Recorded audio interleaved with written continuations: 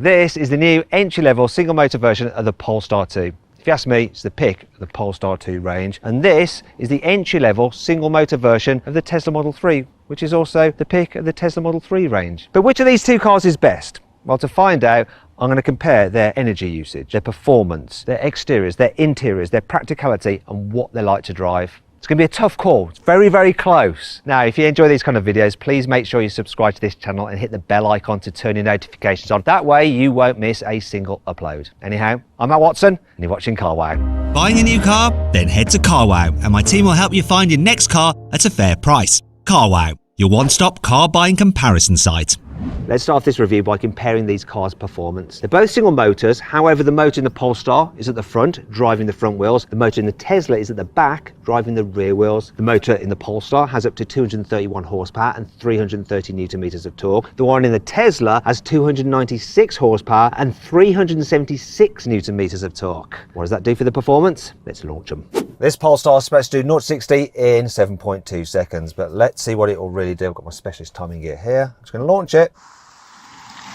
Very steady, smooth, undramatic takeoff. But what will the time be? 7.29. It's all right. It's not amazing, but it's fairly nippy. It's like hot hatchy, but older hot hatchy, like Ford Fiesta hot hatchy kind of quick. This Tesla is supposed to do 0 to 60 in 5.3 seconds, but what will it really do? Let's do it. Let's find out the truth. Smooth takeoff, no slip, just building the power nicely. They're only going to smash it. 5.2 seconds. It didn't feel that brutal. It was smooth taking off, but it just keeps on accelerating. It's not bad for like the entry-level car, is it? You know, I think that's quicker than like Porsche 911 996.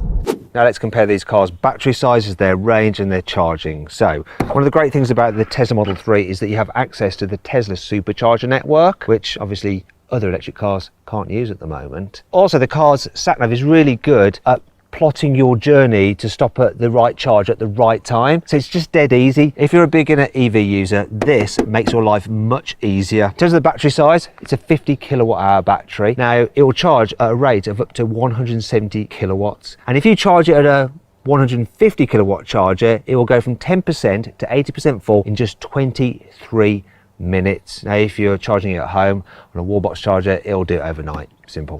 Now we come to the Polestar 2 and things are a little bit more confusing because there's two battery sizes. So you can get a smaller battery size which has a usable capacity of 61 kilowatt hours. Now with that battery it can charge at a maximum rate of 116 kilowatts. And if you find a rapid charger it can go from 10% to 80% full in 33 minutes. Then there's the bigger battery. So that has a capacity of 75 kilowatt hours. It can charge at a rate of 155 kilowatts. Also, you get more range, obviously, out the bigger battery. It can do 335 miles on a full charge. The smaller battery, however, it can only do 273 miles on a full charge. And you compare that to the Tesla with a claimed range of 278 miles. Now, that does make a difference, but then so does the price. So the Polestar starts slightly cheaper than the Tesla. It's at £40,000. Tesla, £41,000. That's for the smaller battery for this Polestar. However, if you're looking at a leasing deal through CarWow, this is $395 per month compared to $382 for the Tesla. Now if you want to check out different leasing deals and prices of electric cars, make sure you're getting the best deal. Click on the pop-out banner up there to go to CarWow. Alternatively, at a later date, you can simply Google "Help Me CarWow." My team and I will help you choose the right car for you and get it for a fair price from either one of our trusted dealers or one of our leasing partners. Now let's compare these cars' designs. So it's quite simple this. The Polestar 2 is better looking. It's fact. Don't disagree with me. See, the Tesla looks a little bit like a fish. I know some people might complain that this seems a little bit high off the ground, but I quite like that. It's just cooler. If you disagree, let me know in the comments and I'll downvote your comment. I'm going to compare the brakes on these cars now. So the Polestar 2 has 345mm discs at the front and 340s at the rear. Tesla on its website doesn't disclose anything about the brakes. So I've had to go on forums and they say 320mm discs up front and 335mm at the back. I do know about the weights though. So the Polestar for the smaller battery comes in at 1,940 kilos. This one here, which has the bigger battery, it's pretty much 2 tons. Tesla, much lighter, 1,700 kilos. How does all that affect the braking performance? Let's do it. Now I'm going to do a brake test on this Tesla. What distance will it take it to stop from 60 miles an hour? Let's find out now. A distance of 31 meters. It's good. Okay, let's see if this Polestar can stop in a shorter distance than the Tesla. Braking time now. Felt good to me. What did we get? It was exactly the same. 31 meters. Exactly the same. Apart from this guy, I got a massive pull from the seatbelt. As it thought I was going to crash and die. Didn't though. 31 meters, good. Now, a lot of you are probably wondering, Matt, you talked about the range earlier, but that was the claimed range from the manufacturers. What will these cars do in the real world? Well, what I'm going to do now is drive both of them in town, on a motorway and on a twisty road. And I'm going to see what their average energy consumption is and then work out what their real world ranges will be at the end of this video. So let's get on with it. Now, when you compare the Polestar on a twisty road to the Tesla, if you're into a sporty drive, you're going to want the Tesla, without a doubt. This just feels like a normal car. You know, it's adequate, it doesn't roll over or lean too much in the bends. It feels sure-footed, but it's in no way fun. Part of the reason is the steering. It's just like, it's not even connected to the wheels. Points the car where you want it to go, but you don't really get anything from the road through your hand. So there's that element of communication with the car just not there. Another thing is, being front wheel drive, it doesn't push you through the turns, it pulls you through them, and it's just not a sporty feeling. You're also sitting slightly higher, which once again reduces the sporty feeling. It does an adequate job. Most people will be happy with it. And the motor, you know, once you're traveling, it's got enough punch and torque to just pick up nicely. So in that respect, it's good, but it's just like a normal everyday car really on a twisty road. You're not going to go, oh, let's go for a drive in the Polestar 2, that'll be fun. You're just going to drive it from A to B. Jumping out of the Polestar into the Tesla, this immediately feels more sporty. You sit low down, closer to the road, so you feel more connected to it. You've also got quite a low dash, and the forward visibility is great. Another thing is the motor just has a bit more power and punch. And when you combine that with the fact that this weighs in at 1,700 kilos, which means it's about 300 kilos lighter than that Polestar, it's just more responsive to your accelerator and to your steering inputs because the car is more agile. It feels genuinely sporty to drive. Part of that is helped by the fact it's rear wheel drive, so you're pushed out of the corners rather than pulled through them. And when you accelerate out of a bend, you can feel the rear squat and the drive being laid down and a little bit of a wiggle from the tail. It really is genuinely good fun, this, to drive. It really is. Anyone who says electric cars are boring should drive a Tesla Model 3. I like it, it's fun. And I like fun. Although that's a ridiculous thing to say really, isn't it? Because, like, who doesn't like fun? Hate.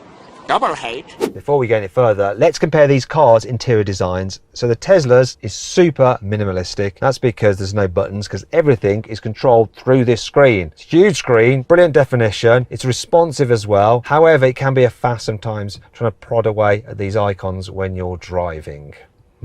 Storage is all right though. Plenty of it, and you got charging points there. It's pretty decent. And I quite like this white interior, but I might be in the minority.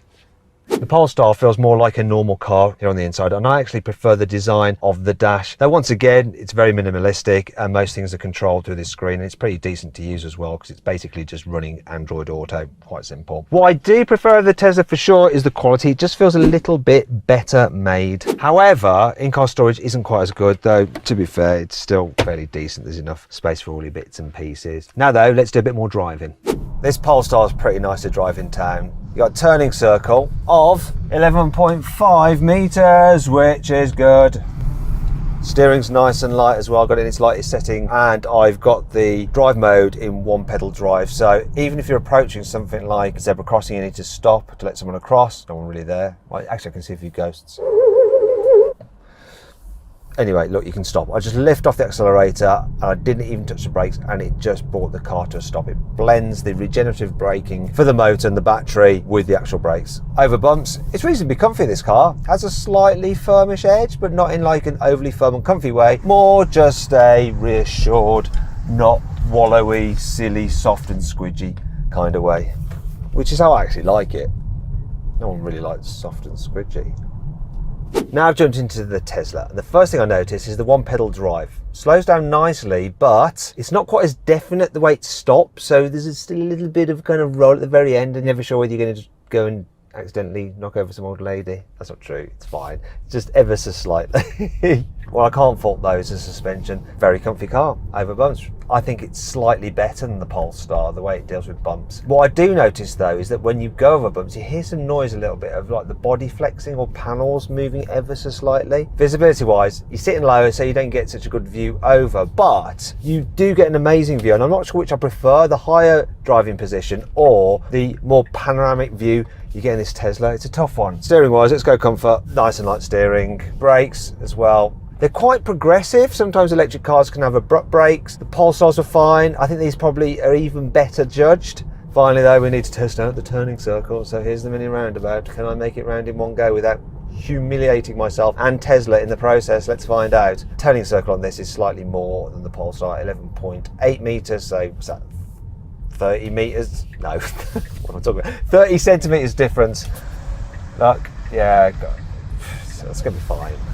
It's hard to fault. One thing I really like about the Tesla Model 3 is that in the back seats it feels really super airy, especially with the white interior trim.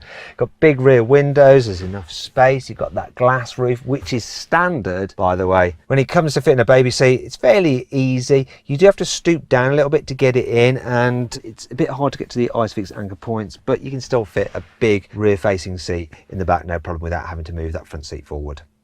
It is slightly easier to fit a baby seat in the back of the Polestar 2. It does help that the ISOFIX anchor points are easier to get to, and you don't have to bend down so much to actually get the seat in. Also, I like the fact that there's cutouts in the floor, so your feet are a bit lower than in the Tesla, so you're not sitting quite so much like that. But other than that, I prefer the back seats of the Tesla. For instance, there is more headroom in the Tesla. The seats themselves feel a bit more comfortable. The windows are bigger, and the glass roof in this is an optional extra. In fact, the Tesla is pretty much fully loaded, and there are quite a few things you might want to add to this car. On the Tesla, you get surround view cameras as standard, not on this. Anyway, let's continue with a bit more driving.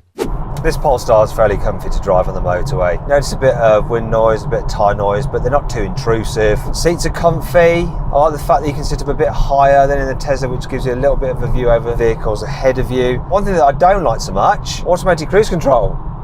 You don't get it as standard. It's part of a £3,000 option pack, but you still have the button for the radar assist, which will keep you a safe distance from the car in front, so you know that you haven't got this kit selected on your car. You know, it should come as standard. Performance for overtaking, adequate. It's not stellar, but it's all you really need. You know, I'm fine with this car. More than happily do lots of miles in it. Now let's see what this Tesla Model 3 is like to drive on the motorway, and yeah, it's very, very good. It gets double glazing on these windows, and that helps reduce wind noise. Though to be fair, it's very, very similar to the Polestar 2. There's not much between them. The only thing that I will say is that when you go over a big bump in this, you get more noise from the suspension. It sort of goes gloop. One way this car is better than the Polestar though is that as standard you get automated cruise control with lane keeping assist, so it does everything for you. You still have to keep your wits about you a little bit, you know, it's not completely infallible, though it does most of the hard work, so keeping you in lane and accelerating and braking. You just got to monitor it. It's great, it's standard, and it's a real shame that it's not on the Polestar. Let's continue with practicality by looking at these cars' boots. So they both have a boot at the back and a smaller one at the front. Combined, the Tesla has 425 litres of storage capacity. This has 440 litres. This has a slightly smaller front boot than the Tesla, but it has a bigger rear boot. Also has a hatchback tailgate, which is more practical than the saloon boot on this. So yeah, this is just a bit more practical, I think. Last thing to do, check these cars' real world range. So over my 16-mile route, this Tesla Model 3 was doing 213 watt hours per mile. When I do the maths, that works out to 4.69 miles per kilowatt hour. And when you multiply that up by the battery capacity of 50 miles, you end up with 234 miles of real world range from this car. Remember, it's supposed to do 278, so kind of close. Now the Polestar over the same journey was using 31.2 kilowatt hours per 100 miles, which works out to 3.2 miles per kilowatt hour. This is a larger battery car which has a usable capacity of 75 kilowatts. Work that out, it comes to a real world range of 240 miles. So only 6 miles more than that Tesla. And this is the bigger battery, which is £3,000 more expensive than the entry level car. And remember, this car has a claim range of 335 miles. So its energy usage just isn't as good as the Teslas.